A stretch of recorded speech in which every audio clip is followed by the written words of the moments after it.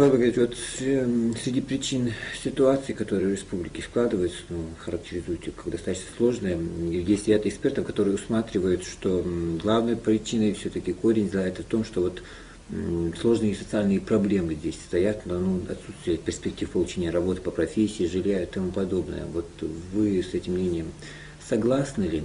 Ну, вы знаете, все социальные проблемы, они нигде не решены. Если мы говорим о республике, есть люди, которые сидят дома, смотрят телевизор, прохаживают у себя во дворе, пьют чай и считают, что к ним должен прийти президент или там еще какой-нибудь чиновник и спросить, у него спросить, это мужчина, сказать, тебе какую машину нужно? Тебе какой земельный участок нужен? Тебе какая работа нужна? Это спросить у него. Спросить у его жены, сказать, а вам какая нужна машина? Стиральная, швейная?